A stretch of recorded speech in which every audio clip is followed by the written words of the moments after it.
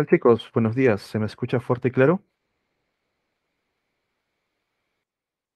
A ver, me dan unos segundos para poder abrir la clase.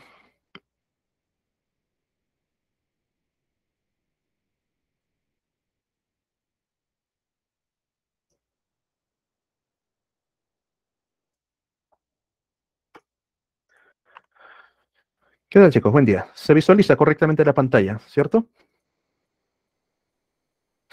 Ay, me quiere dar gripe.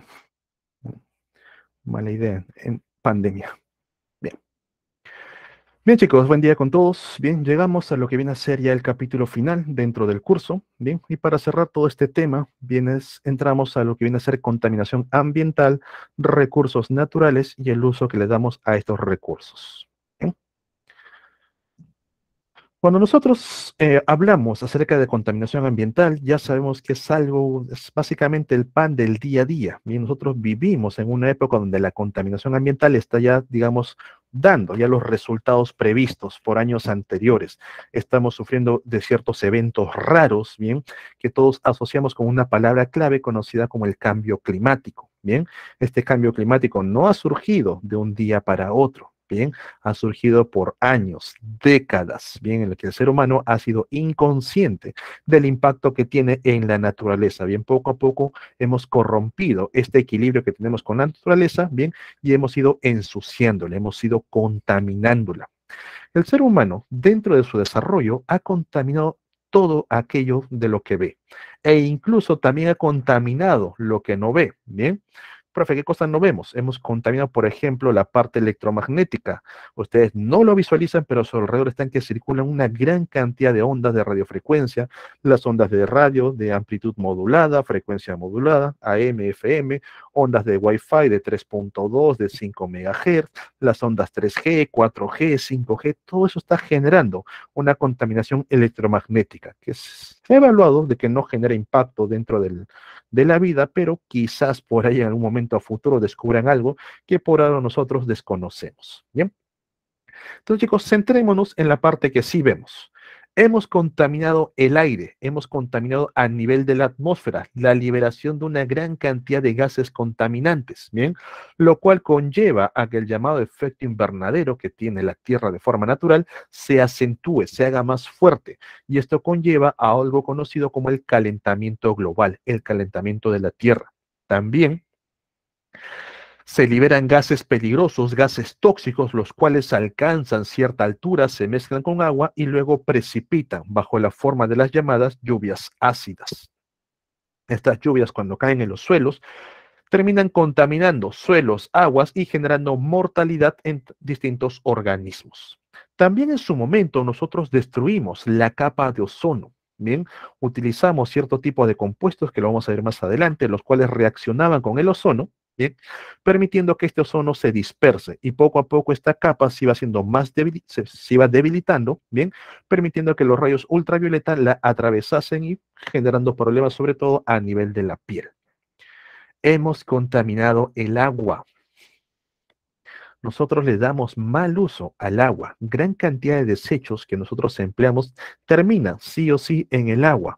Esa bolsita de plástico, bien ese fármaco que consumiste, esos desechos que tiraste por la calle, todo llega a los desagües, finalmente llega a ríos, lagos y por último llega a los océanos. Bien, todo este tipo de contaminantes a largo plazo están provocando lo que viene a ser la enfermedad a nivel de los seres vivos, bien, y la muerte de estos seres vivos, incluyendo al ser humano. ¿Bien? También hemos contaminado los suelos, hemos arrasado con grandes extensiones de suelos, ¿bien? Hemos eliminado bosques naturales, selvas naturales para poner cultivos y hemos explotado el suelo hasta el último, hasta que se vuelve un suelo completamente árido. Chicos, hay un tema de martilleo. Si por A o B no se me escucha, avíseme por favor para activar el otro programa. Bien. Entonces, estos suelos llegan a un punto en que realmente ya no son viables, ya no se puede generar cultivo. Entonces, ¿qué hacemos? Simplemente lo vendemos para poder, digamos, como terreno, para que se fabriquen ciudades. Y con eso expandimos las urbes y reducimos las áreas naturales. Estamos provocando muerte a nivel de los vegetales, bien, dando lugares a eventos de desertificación. ¿Qué hemos observado hoy en día, bien, actualmente en el planeta Tierra? tenemos mayor cantidad de catástrofes. Si se dan cuenta, día a día siempre sale algo nuevo y sobre todo con los temas de globalización, con el internet y todo eso, te enteras. En tal sitio hay inundaciones, por este lado hay sequías, por este lado lluvias torrenciales. ¿Se acuerdan lo que pasó en Barcelona hace poco? Bien, a pesar de que Europa está padeciendo de olas de calor, en la ciudad de Barcelona, en la parte de, se me fue la región, empezó a caer granizo, granizo del tamaño de pelotas de béisbol, el cual también generó destrozos, bien, en las urbes, en los autos y todo eso. Vemos que muchas zonas se están volviendo desiertos. Si ustedes analizan algunos mapas, ahora el Google Maps te permite ir cambiando año tras año, vas viendo cómo las selvas verdes van retrocediendo poco a poco, dejando espacios secos, donde ya la gente pues simplemente aprovecha para seguir construyendo edificaciones y con eso ya la naturaleza difícilmente va a poder retomarla. Por otro lado, mientras que un lado hay lo que viene a ser desertificación, por otro lado hay inundaciones. El agua que se pierde en una zona va a tener que parar en otro lado, generando estos eventos de inundaciones, viendo de los ríos, lagos se desbordan y arrasan con cultivos, arrasan con ciudades, arrasan con una gran cantidad de población. ¿Sí?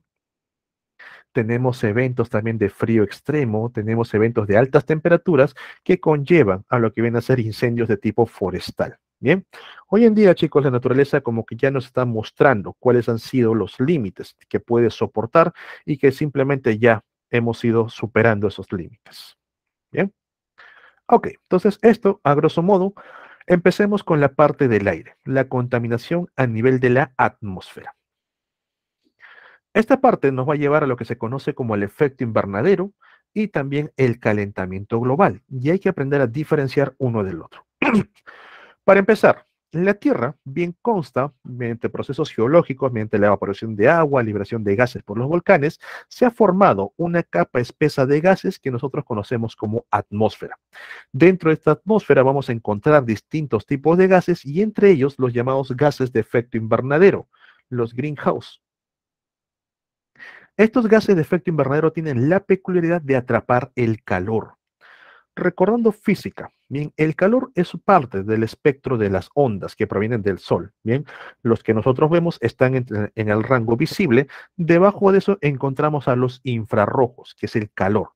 Cuando tú tienes una molécula, bien, y esta molécula, si está completamente quieta, no emite calor, es una molécula fría, pero cuando incide los rayos infrarrojos, esta molécula empieza a vibrar, empieza a moverse.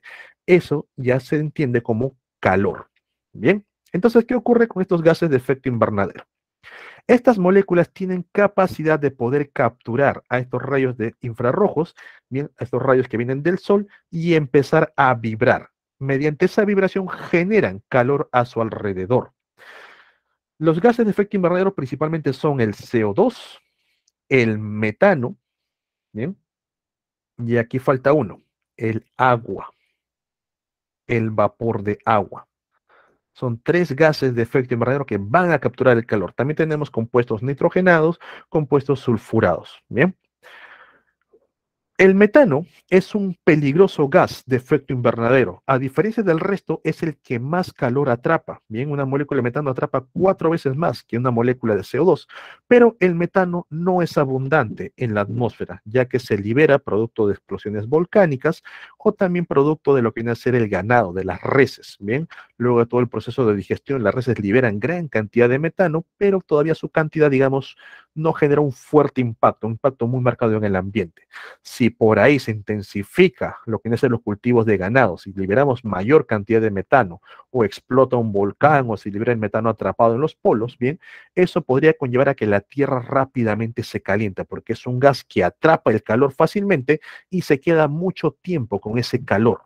Bien, el agua, que es muy abundante en la atmósfera como vapor de agua, siendo gas de efecto invernadero, tiene una capacidad de autorregularse. Bien, se va a regular a sí mismo. ¿Cómo así, profe? Te explico.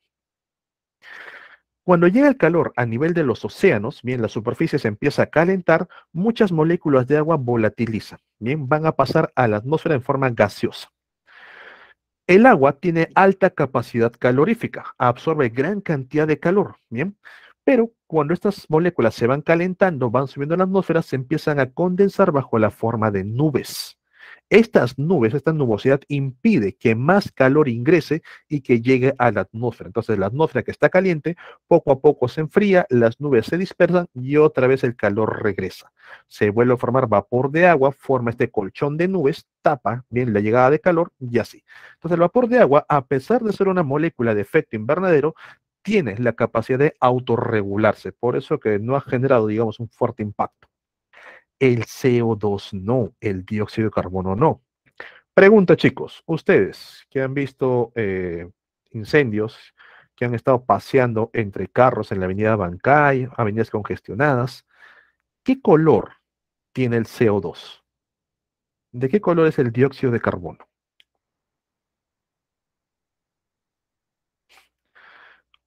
¿De qué color se ve una ciudad contaminada por dióxido de carbono? ¿Medio plomo oscuro? ¿Tiene olor? ¿El CO2, el dióxido huele? ¿Tiene olor el CO2?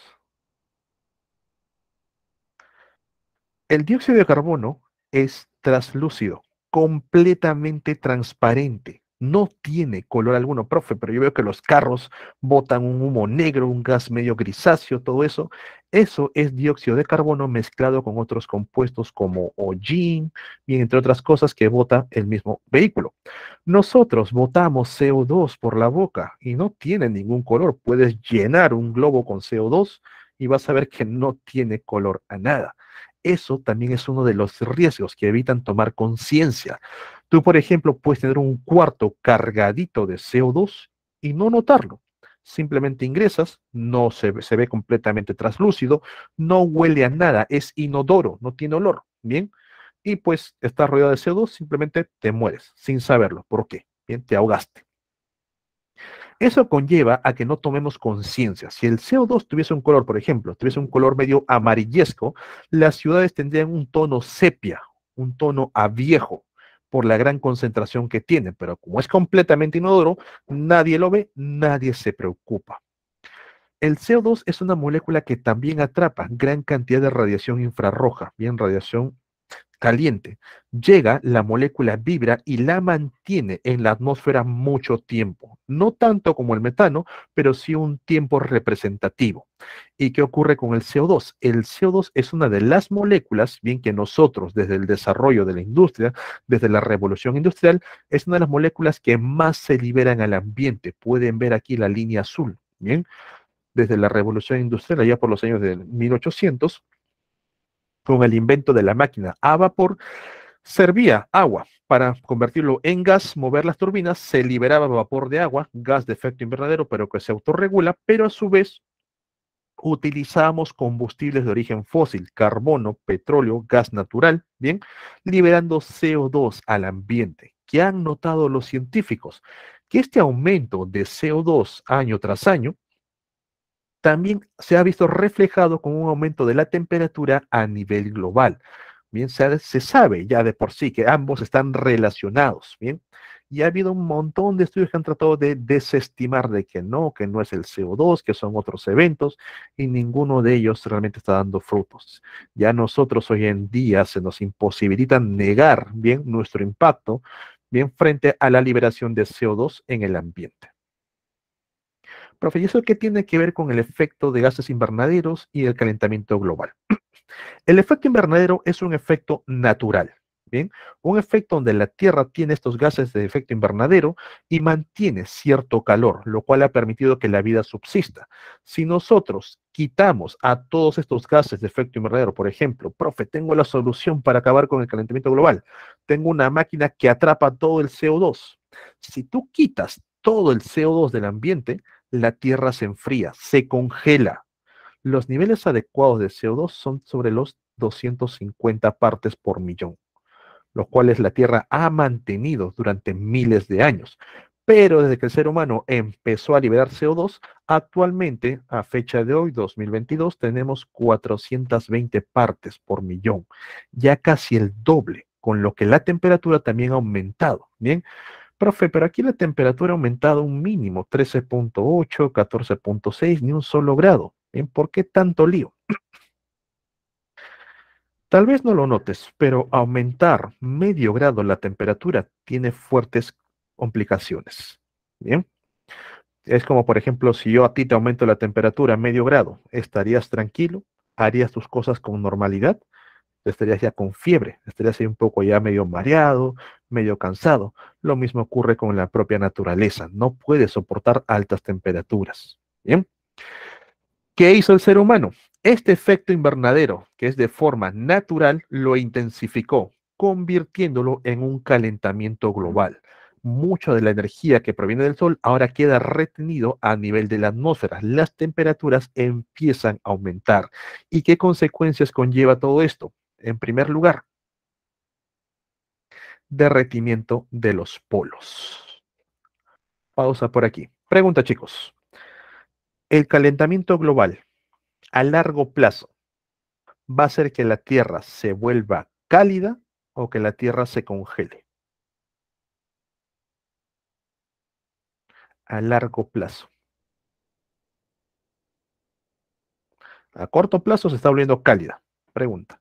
A largo plazo, ¿la Tierra se volverá un horno o una congeladora?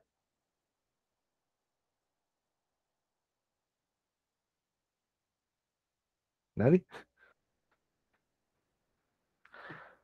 Se congela, se calienta. Busquen acerca de la corriente termoalina. Bien, no viene en el tema, simplemente se los coloco ahí. ¿Qué ocurre cuando la Tierra empieza a calentarse? A largo plazo se va a volver una congeladora, se va a enfriar, se va a congelar completamente, bien, por durante unos 10.000 años. Profe, ¿cómo es eso? El calor que llega a nivel de los océanos, justo en la parte ecuatorial, bien, es transportado hacia el resto del planeta por la corriente llamada termoalina, es una corriente de agua, bien, pasa por los océanos. Esta corriente lleva ese calor superficial, por ejemplo, lo lleva por, vamos al Atlántico, bien, lo lleva por la zona del Caribe, por eso que el Caribe tiene aguas calientes, y luego lo envía hacia el norte, hacia la zona bien europea. Bien, por eso que también esta zona mantiene temperaturas cálidas a pesar de encontrarse muy al norte. Bien, se llama termoalina porque depende de la temperatura y depende de la salinidad. Pregunta, chicos, si ustedes tienen una sopa muy salada, ¿qué le agrega para quitarle esa salinidad? ¿Cómo le reducen la sal a tu sopa muy salada? Le agregas agua, por supuesto. Bien. Cuando los polos se están derritiendo a nivel de los casquetes polares, a nivel del polo norte, el polo sur, agua dulce está entrando a los océanos, lo cual está impidiendo que la termoalina trabaje correctamente. De forma normal, la termoalina tiene que llegar al polo norte, también al polo sur, encontrar ciertos niveles de salinidad y con eso se profundiza y regresa al ecuador para mantener un ciclo. Como está entrando agua dulce, la termoalina se está deteniendo, no está llegando al norte, con lo cual tampoco llega el calor y poco a poco los polos se van a ir enfriando lentamente hasta que todo el planeta se vuelva, bien, una pelota de hielo. Para más información, más detalles y también un poco, bueno, no tan didáctico, pueden revisar El día después del mañana, bien si han visto esa película. Ahí van a entender cómo es que el ingreso de un casquete de hielo, cuando se parte de la Antártida, altera la termoalina y ven cómo el planeta se congela. Bien, claro que en la película duró 2, 3 días, pero en la vida real va a durar aproximadamente 10.000 años. ¿Bien? También, por otro lado, como consecuencia de este calentamiento global, bien, vamos a ver un incremento en cuanto a los huracanes y tormentas tropicales, porque si nosotros entendemos cómo se forman estas tormentas, sabemos bien que van a depender de las aguas cálidas. Mientras más calientes se encuentren las aguas superficiales de los océanos, es más fácil que se formen estas tormentas tropicales. Por eso que frente a Perú no hay, porque las aguas del sur son frías, bien, provienen de la corriente de Humboldt, la que viene de la Antártida. En cambio, en la zona norte, bien, hacia la parte del Océano Pacífico, hacia la parte del Atlántico, es muy común los huracanes porque son aguas calientes que provienen del Ecuador. También vamos a encontrar aumentos en el nivel del mar. Estos polos que se están derritiendo también los acompañan al derretimiento de los glaciares, bien, los cuales llegan a los océanos, bien cambian la salinidad y empiezan a aumentar poco a poco el nivel marino. Profe, pero no se nota. Sí, ya que tiene un aumento aproximadamente de 70 centímetros cada 10 años, o sea, 7 centímetros por año, que para nosotros puede parecernos muy insignificante, pero hay países que se encuentran por debajo del nivel del mar y ya están en riesgo, como por ejemplo los llamados Netherlands, bien, los Países Bajos, Holanda, toda esa zona de Europa. También hay países isleños que ya han perdido gran cantidad de territorio y que están buscando asilo en otras zonas para poder trasladar a su gente. Bien, recordar chicos que el 80% de la población vive, lo que viene a ser pegado a los océanos, pegado a un cuerpo de agua, y ese porcentaje de gente es la que se verá afectada por este aumento de los océanos, bien, el aumento de los mares. Esto también conlleva a que se estén dando eventos de sequías y desertificación. Ustedes han visto, por ejemplo, que en las noticias han circulado estas piedras que han aparecido en los ríos, bien de Europa, llamadas también las piedras de la muerte, en las que señalan que si el agua desaparece por debajo de estos niveles, van a padecer de sequía, van a padecer de hambrunas, bien, y de otro tipo de eventos que en el pasado también han tenido, profe, pero ¿no es un evento actual lo del cambio climático? Sí, está pasando muy rápido. En el pasado ha habido otro tipo de eventos en los cuales también la temperatura ha aumentado. eh, no entra a nivel de se le conoce como los ciclos de Milankovitch, ¿bien? En lo que la Tierra cada 250 años pasa de un evento cálido a un evento frío, de un evento cálido a un evento frío. Actualmente nos encontramos en un ciclo frío y a pesar de eso la Tierra se está calentando. El 2010 finalizó el ciclo frío y vamos a iniciar un ciclo cálido. ¿Se imaginan las consecuencias que tendremos ahora? Van a ser mucho peores. Bien, entonces chicos, estas son las consecuencias producto del llamado calentamiento global, bien que es una exageración del efecto invernadero, el evento natural y el evento provocado. Bien, ¿dudas, preguntas sobre esta parte? ¿Todo bien? Ok. Otro punto de la contaminación atmosférica, seguimos aquí en el aire, viene a ser la llamada lluvia ácida. Muchas industrias, entre ellas principalmente la industria metalúrgica, libera compuestos ácidos como los sulfuros, bien los compuestos nitrogenados, los cuales en atmósfera tienen contacto con lo que vienen a ser partículas de agua, alcanzan ciertas temperaturas, bien, y empiezan a precipitar. Lo precipitan bajo la forma de ácido sulfídrico, bien, ácidos nitrogenados. Cuando esta lluvia ácida se forma en las ciudades, cae o también en los campos, cae en los suelos y empieza a matar a la flora y la fauna. Bien, profe, yo siempre que ha llovido nunca he sentido nada de acidez. Perdón.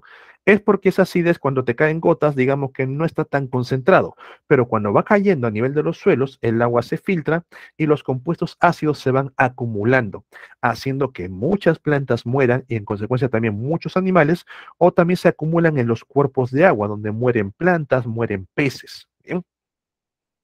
En el caso de nosotros, una exposición a un evento de lluvia ácida va a generar cierta irritación cutánea, bien, una pequeña, en la cual se como pequeñas agujitas o una piel muy sensible. Bien, pero ¿cómo sabes que has tenido un evento de lluvia ácida?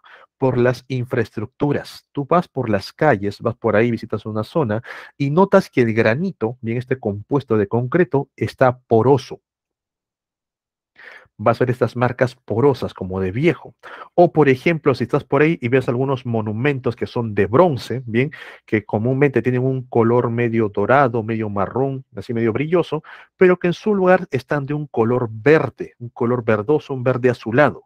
Eso también es una oxidación que tiene el bronce producto de un ácido. Bien, ya sabes que en tu ciudad hay eventos de lluvia ácida, bien, y que a la larga también van a hacer que estas infraestructuras sean más débiles.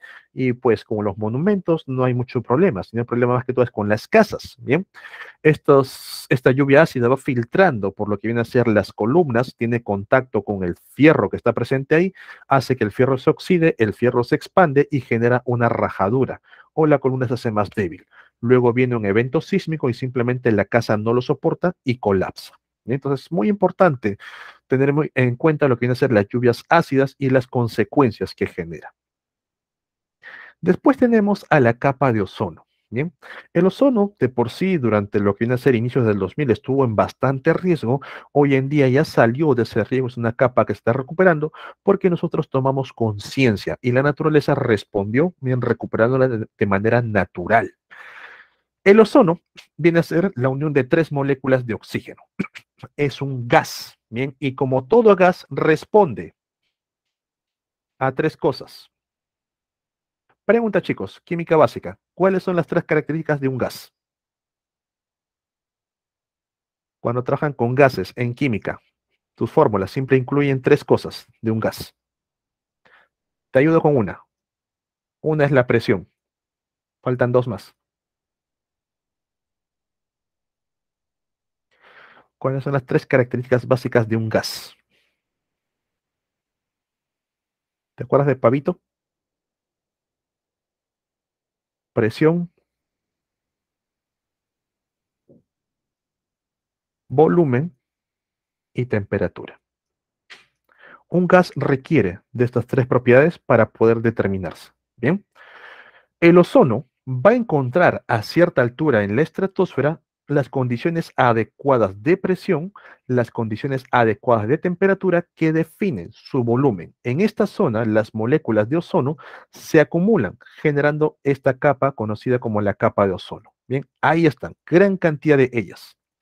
El ozono tiene la peculiaridad de poder atrapar a la radiación ultravioleta, a los rayos UV. Lo atrapan y lo reenvían. Viene el rayo UV por aquí, choca con una molécula de ozono y es regresado, bien fuera de la Tierra. Por ahí uno que otro rayo que logra atravesar, esquiva todas las moléculas de ozono, pero la gran mayoría, como hay bastante ozono, va a ser reflejado. Bien, no va a ingresar a la Tierra. ¿Qué pasó en su entonces? El ser humano desarrolló junto con los aerosoles un compuesto conocido como los CFC, los compuestos clorofluorocarbonados. Bien, clorofluorocarbonados. ¿Qué pasaba con estos clorofluorocarbonados? Tú usabas tu spray, ya sea en desodorante, ya sea en pinturas, este clorofluorocarbono se libera al ambiente y cuando tiene contacto con radiación ultravioleta, bien, el clorofluorocarbono se separa y deja a un radical de cloro, lo deja libre. Este radical de cloro busca al ozono, bien, se junta con el ozono y a sus tres átomos de oxígeno los separa, se le roba uno y ya deja de ser ozono, se convierte en oxígeno molecular por un lado y el monóxido de cloro por el otro. Bien, este radical de cloro pasa a ser monóxido de cloro. Bajo la forma de monóxido de cloro también está como que un poco inestable y finalmente se separa, ya no lo quiere. Y otra vez se convierte en radical de cloro libre. Este radical va a volver a buscar a otra molécula de ozono para realizar el mismo proceso. Y es así como una sola molécula de cloro puede destruir gran cantidad de moléculas de ozono. Entonces, ¿qué pasó? Se le conoce como agujero de ozono, no es que haya un hueco, los gases no generan huecos, ocupan todo el espacio, sino que ya no había la misma concentración de moléculas de ozono. Ahora las moléculas estaban más dispersas, ocupando el mismo espacio. Es una capa más delgada, entre comillas.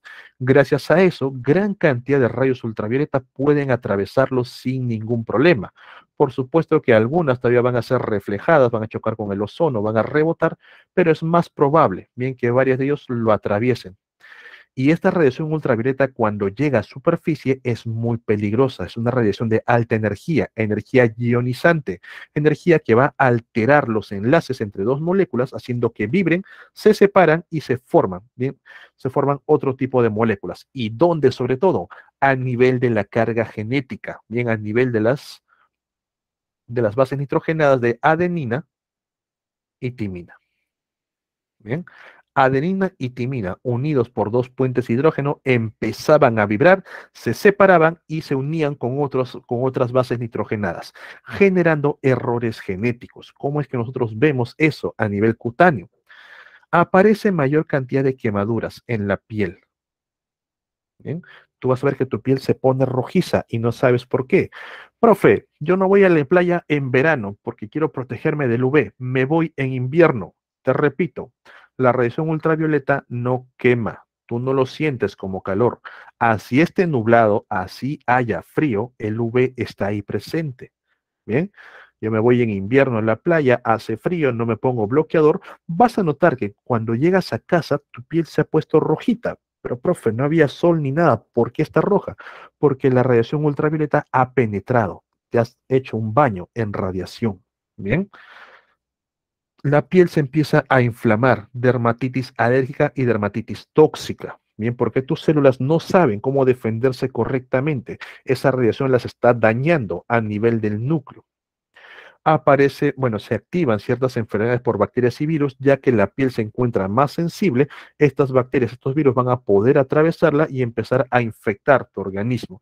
Y por supuesto aumentan los costes de salud, sobre todo a nivel oncológico, a nivel de los cánceres.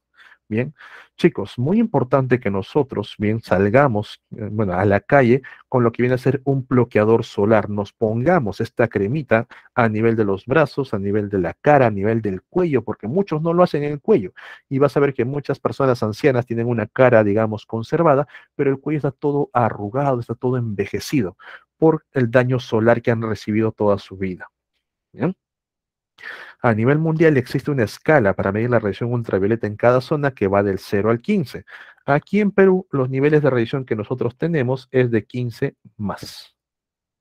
Superamos dicha escala. Bien, sobre todo en las épocas de verano, cuando el cielo está muy despejado y ahí la radiación cae más de manera más constante. Bien, ok, entonces esto, chicos, respecto a la contaminación atmosférica. ¿Quedaría alguna duda, alguna pregunta? ¿Vamos bien por aquí? Ok. Pasamos ahora a lo que viene a ser contaminación hídrica, contaminación a nivel del agua. Y aquí vamos a conocer un proceso llamado eutrofización. Bien, la eutrofización es un proceso que sufren algunos cuerpos de agua que van a pasar de ser un ambiente natural, un ambiente no contaminado, a un ambiente eutrofizado. Bien, vean. En un ambiente natural, nosotros vamos a encontrar organismos productores como las plantas de arriba, bien, algas, microalgas, las plantas de fondo, las cuales van a realizar fotosíntesis. Bien, hasta aquí más o menos llega la luz. Producto de la fotosíntesis van a generar alimento para el resto de la cadena, pero también van a producir oxígeno que va a ayudar a mantener a los seres vivos en esta columna de agua. Bien, los seres vivos se comen entre sí, van a generar también aquí las redes tróficas, todo eso, pero cuando mueren, bien, todos ellos van a pasar hacia los fondos, donde encontramos bacterias que descomponen a estos seres vivos, bien, ya fallecidos, y regresan los componentes a la columna de agua. Entonces vemos, es un ambiente natural, es un ecosistema que se mantiene en equilibrio. ¿Cuándo inicia el proceso de contaminación? Cuando van a ingresar ciertos componentes al cuerpo de agua, como los componentes nitrogenados y fosfatados, nitrógeno y fósforo, los dos principales causantes de eutrofización, y principalmente el fósforo. Recordando el ciclo del fósforo que vimos la semana pasada, bien, el fósforo es muy aprovechado por las plantas. Tú agregas un poco de fosfato a tu cultivo, las plantas rápidamente lo capturan. Igual ocurre en el cuerpo de agua. Cuando llega un poco de fosfatos, las algas, microalgas, todas las plantas acuáticas van a capturarlo y empezar a proliferar, empezar a aumentar. Profe, ¿cómo es que llega fosfato al agua? Básicamente por contaminación humana. De manera directa lo hace a través de los desagües, bien por las heces. Bien, las heces que nosotros expulsamos son ricas en fosfatos. De manera indirecta, productos de limpieza como por ejemplo los detergentes, bien que también tiene sustancias fosfatadas.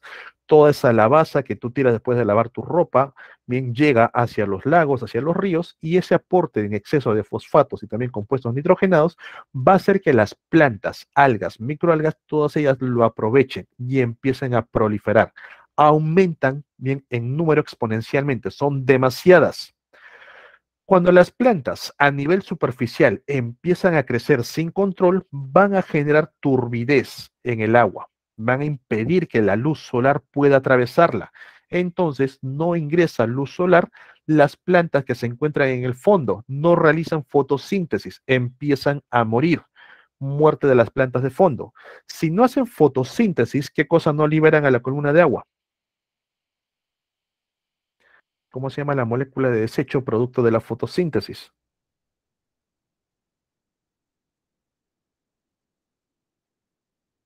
¿Qué liberan las plantas, chicos? En otras palabras, oxígeno. Al no realizar fotosíntesis, estas plantas no liberan oxígeno disuelto aquí en la columna de agua, los seres vivos se van a empezar a ahogar, van a encontrar condiciones de hipoxia, condiciones de anoxia, hipo, niveles bajos de oxígeno, anoxia, sin oxígeno básicamente. Entonces disminuye. Bien, los niveles de oxígeno en el agua. Estos seres vivos se van a trasladar más superficiales porque aquí todavía queda oxígeno, pero ahora como son un montón, rápidamente lo consumen y también se mueren. Bien, a la larga se van a morir. Cuando todos estos seres vivos se mueren, bien, todos sus cuerpos van a ir hacia el fondo y empiezan a descomponerse por las bacterias presentes, pero son bacterias ya no del tipo original, bacterias que trabajan con oxígeno, descomponían sin generar, digamos, residuos peligrosos, sino son bacterias anoxigénicas, bacterias que van a liberar metano, bacterias que van a liberar sulfuros, lo cual todavía contamina más el cuerpo de agua. De un evento natural vas a notar unas aguas eutrofizadas, ¿bien? Con organismos, con una gran cantidad de plantas en la superficie, bien impidiendo el paso de la luz, pocos organismos, los únicos que sobrevivieron de manera superficial, ya no hay plantas en los fondos, se han muerto, ¿bien?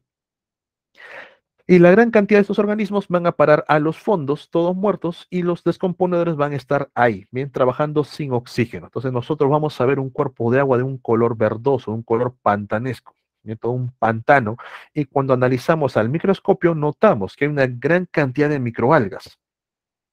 Bien, donde muchas de ellas incluso liberan sustancias tóxicas a manera de competencia contra otras, haciendo que las aguas ya sean completamente inviables. Ya los seres vivos, bueno, la fauna sobre todo, empieza a morir rápidamente. Entonces, chicos, muy importante que nosotros aprendamos a poder utilizar el agua que vamos a emplear. Bien, estas aguas que utilizamos para en lo que viene a ser el sistema de alcantarillado, que va junto con las heces, junto con los detergentes, tienen que ser tratadas previamente antes de llegar a los ríos, antes de llegar a los lagos, porque si no, a largo plazo vamos a ver estos efectos de eutrofización. Si ustedes observan, por ejemplo, el río Rímac, bien río arriba, van a notar aguas pantanosas, bien, porque muchos pobladores, al carecer de agua directamente en sus hogares, recurren a los ríos para poder lavar la ropa. Y es ahí donde van a emplear gran cantidad de detergentes, bien, manifestándose luego en estas aguas verdosas. Profe, ¿se puede recuperar un lago eutrofizado? Sí. El tratamiento es un poco más complejo, bien, es bastante invasivo. Número uno, por ejemplo, en China lo que hicieron fue limpiar toda la parte superficial, retiraron todas las plantas día tras día, iban con unas mallas, unas redes, iban retirándolo, disminuyendo el número para que la luz vaya pasando y el sistema se recupere poco a poco. También algunos se optaron, aparte de retirar las plantas, introducir unas mangueras y en los fondos liberar oxígeno, empezar a airearlo, ¿bien? Todo este burbujeo mueve los fondos, hace que los nutrientes regresen a la columna y con el pasar del tiempo nuevamente se recupera el cuerpo de agua. Pero es un evento, es un proceso que conlleva, digamos, mucho gasto, ¿bien? Con lo que muchos prefieren simplemente dejarlo ahí y se van a otra zona. ¿Bien? Entonces, esto a nivel de las aguas, contaminación hídrica, proceso de eutrofización. ¿Todo bien? ¿Alguna duda, alguna consulta?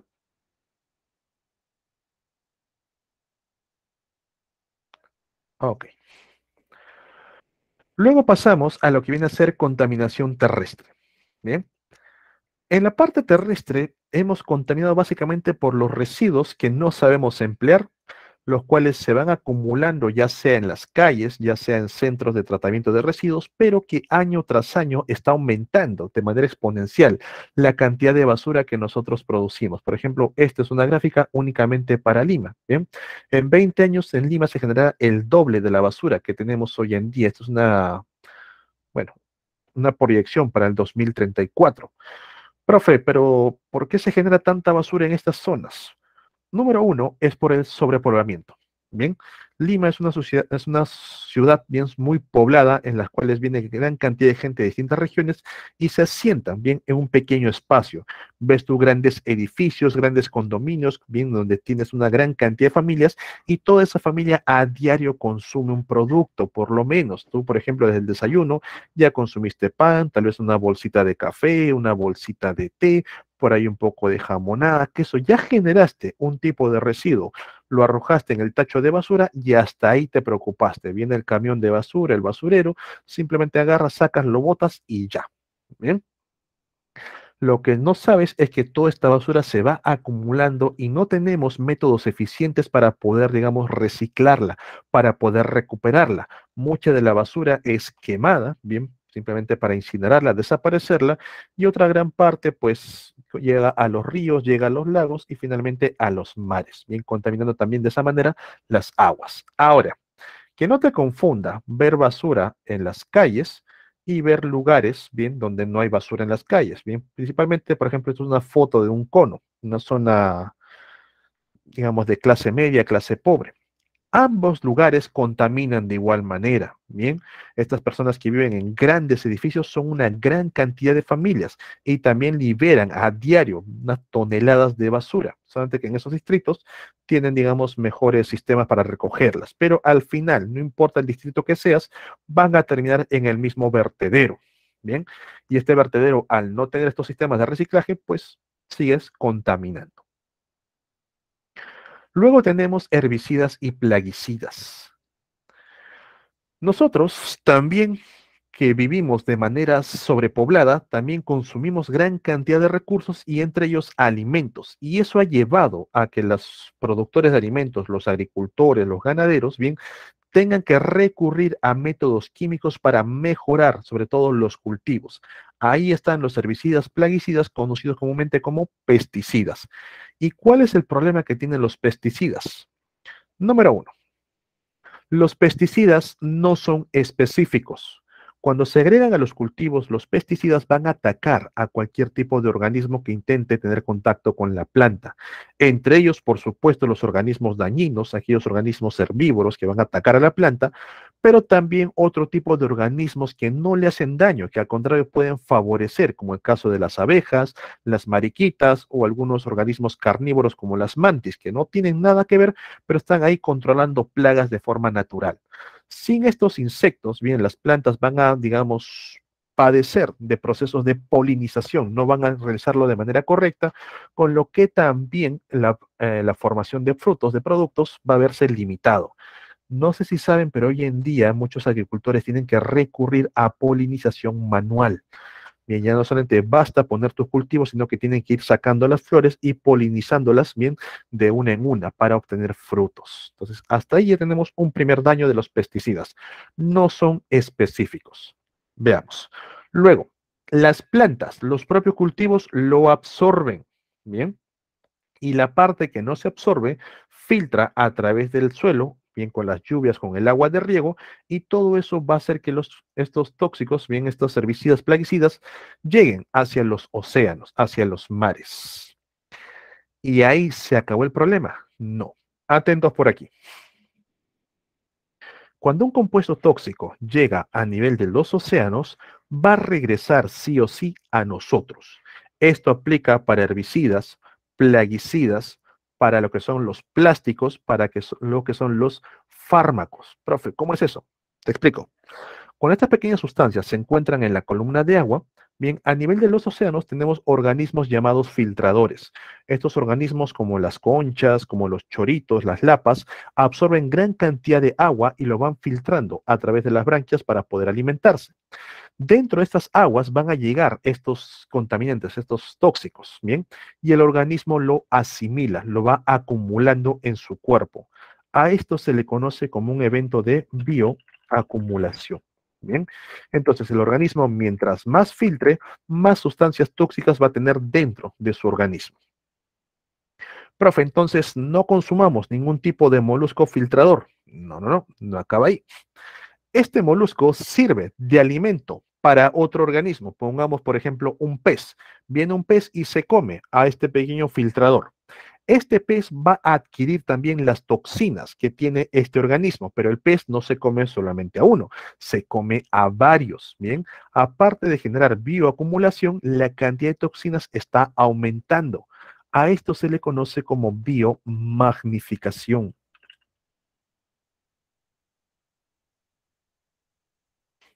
Bien, entonces el pez consume varias lapitas, varias conchitas, bien, y empieza a acumular gran cantidad de toxinas en su cuerpo. Profe, no comamos peces, tampoco acaba ahí.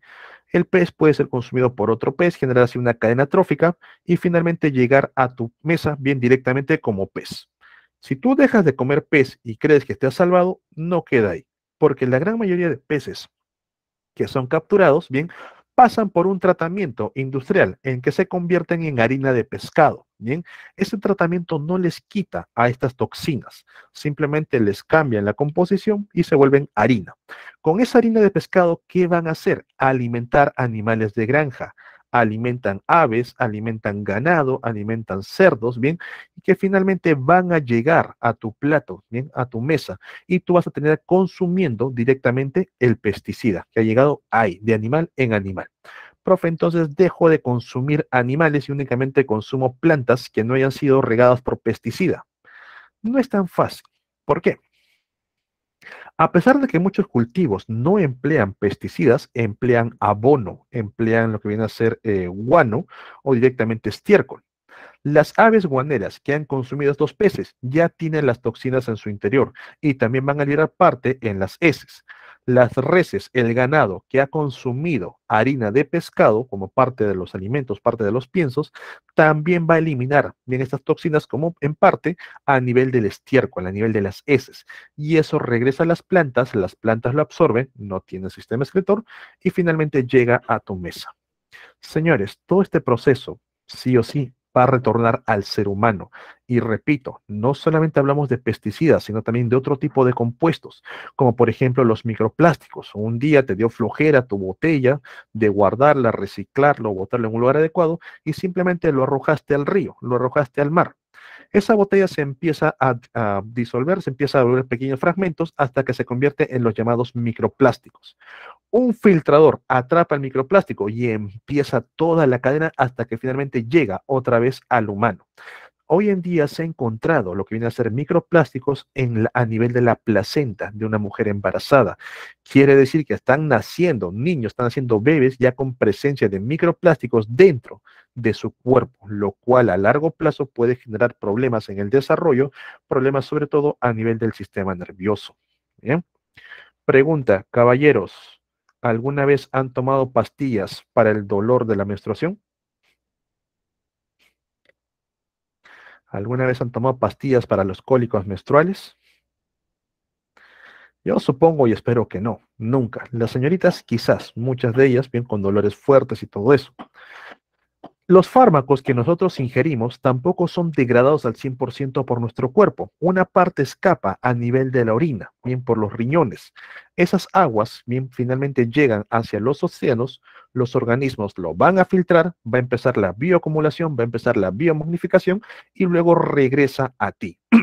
Indirectamente estás consumiendo bien cantidades pequeñas de ciertos fármacos con los cuales tú realmente no necesitas. Y no solamente aplica para este tipo, sino fármacos peligrosos como por ejemplo aquellos que utilizan las personas que tienen problemas para el sueño, que aquellas personas que tienen problemas mentales, bien esquizofrénicas, paranoicas, bien los llamados diazepam, por ejemplo, bien que su compuesto principal es el litio. Se ha encontrado bien cantidades peligrosas de estos compuestos a nivel de los ríos, sobre todo aquí en Perú. Entonces, chicos, nosotros de cierta manera nos estamos autocontaminando con todo esto. Bien. Por último, tenemos a los metales pesados y radiactivos. Estos metales se encuentran principalmente bajo tierra, digamos, a grandes profundidades, pero gracias a las extracciones mineras quedan expuestos. Bien. Metales, bien, bueno, no es arsénico, asbesto, bario, níquel, mercurio, cromo, plomo, cadmio. Bien.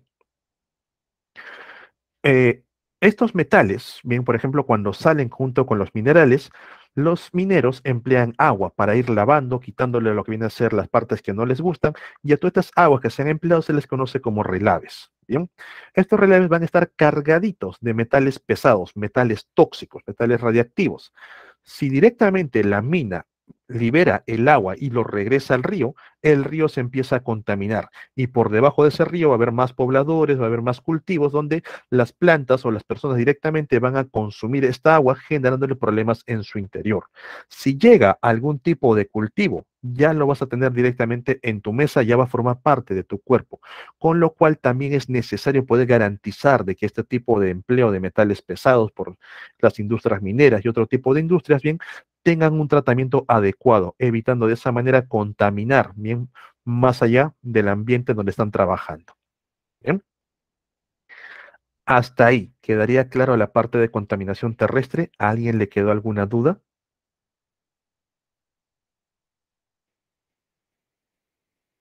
¿Todo bien? Ok. Entonces, chicos, toda esta contaminación va a conllevar problemas directamente al ser humano y principalmente también al ambiente. Nosotros hoy en día estamos viviendo un evento conocido como el cambio climático y estamos padeciendo ya las consecuencias. Bien, Eh, el 70% de las personas que viven hoy en día lo van a hacer dentro de 50 años y van a ver que las consecuencias se van a empeorar año tras año, década tras década. Vamos a notar cómo se hace más frecuente, bien, todas las consecuencias de años que no hemos tomado conciencia. Entre ellos, el aumento del nivel del mar, ya se los expliqué. El derretimiento de los polos, bien todas esas aguas que van ingresando hacia los océanos, hace que el nivel del mar aumente poco a poco. También, a su vez, aparte de los polos, tenemos ingreso de agua por los ríos, ya que los glaciares también se están derritiendo, con lo cual ingresa más agua dulce hacia los océanos, alterando a las corrientes, bien aumentando sus niveles. Se estimula, bien, que si nosotros continuamos a este proceso, si se llega a derretir todo lo que viene a ser la Antártida, bien, sobre todo el Polo Sur, los niveles de agua de mar aumenten unos 70 metros. Bien, profe, ¿cuántos son 70 metros? Toda la zona del Callao desaparece, San Marcos tendría playa, por si acaso. Bien, todavía estamos a tiempo de frenar esto. Aumento en cuanto a las tormentas, repito, son los océanos cálidos los que favorecen que se generen tormentas tropicales, que se formen huracanes, ciclones o tifones, como quieras llamarlo. Y hoy en día, si ustedes han visto, o sea, a los huracanes normalmente les colocaban nombre de mujer porque eran unos cuantos al año.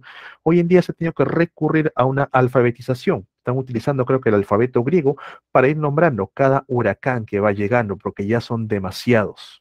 ¿Bien? Y esto con el pasar de los años se va a ver mucho más todavía y las consecuencias, por supuesto, son desastrosas. Si no mal recuerdan, por allá por el 2005, los eventos que ocurrieron con Katrina y todo ello. Bien, entonces va a haber un mayor incremento de tormentas tropicales. Luego tenemos los eventos de sequías. Bien, por un lado, cuando empieza a derretirse los polos, bien, perdón, cuando empieza a derretirse los glaciares, esto hace que el caudal de los ríos aumente. Bien, los ríos pueden desbordarse, los lagos, lagunas, las represas también aumentar demasiado el nivel del agua, con lo que genera ya desastres en la agricultura, los famosos huaicos, bien. Pero cuando los glaciares se han derretido y como no se forman nuevamente, los ríos a largo plazo se van a ir secando. Vas a ver cómo poco a poco va disminuyendo su caudal hasta que puedan quedar completamente secos. Ya lo han visto, por ejemplo, en estas noticias que salen de Europa, estos ríos que ya básicamente están mostrando piedras que han dejado personas, bueno, de civilizaciones anteriores, de siglos atrás, en las cuales mencionan que si el río alcanza estos niveles, bien, una sequía es inminente, van a padecer, van a sufrir hambre, sí o sí. Por otra parte, algo que también se nos olvida a muchos es que esta sequía conlleva a que nosotros no tengamos la misma disposición de agua dulce. Bien, nosotros, por ejemplo, si viven en Lima, dispone del agua dulce que viene del río Rima, que la tarjea tiene que filtrar día tras día. Si todo el agua viene de una sola, la tarjea no va a poder trabajar con todo eso, simplemente pasa directo a los océanos y luego disminuye abruptamente, vamos a padecer de una escasez de agua dulce. Profe, entonces que saquen agua de los océanos, ¿bien? Yo he visto por ahí, profe, que hay máquinas, hay empresas que están desalinizando los mares. Hay dos motivos por los cuales todavía no es viable. Número uno, quitarle quitarle las sales al agua de mar mediante ósmosis inversa, bien, es un proceso caro, lo cual haría que el precio del agua aumente muchísimo, bien.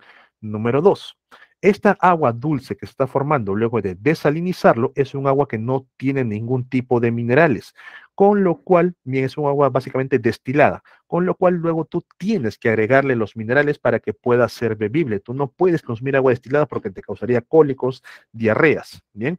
Y al momento que tú le agregas los minerales, bien, ya no son las concentraciones tanto de la naturaleza, sino que son más ya industriales, va a generar excesos y deficiencias dentro de tu organismo, con lo cual vas a tener que nuevamente reacostumbrarte a ese nuevo tipo de agua. Por ejemplo, puede ser un agua muy pesada y tus riñones van a empezar a formar cálculos renales, ¿bien? O puede ser un agua muy baja en sodio, en sales, con lo cual vas a tener problemas a nivel de tiroides, problemas neuronales. Entonces, todavía sigue siendo un proceso no tan viable de por sí, ¿bien? Entonces, tenemos escasez de agua con pérdida de zonas de cultivo. Bien, chicos, son 11:55. Vamos a hacer una pausa por aquí. Bien, yo voy a aprovechar para tomar la foto. 12:10 en punto, estamos continuando. Bien, pausa por aquí.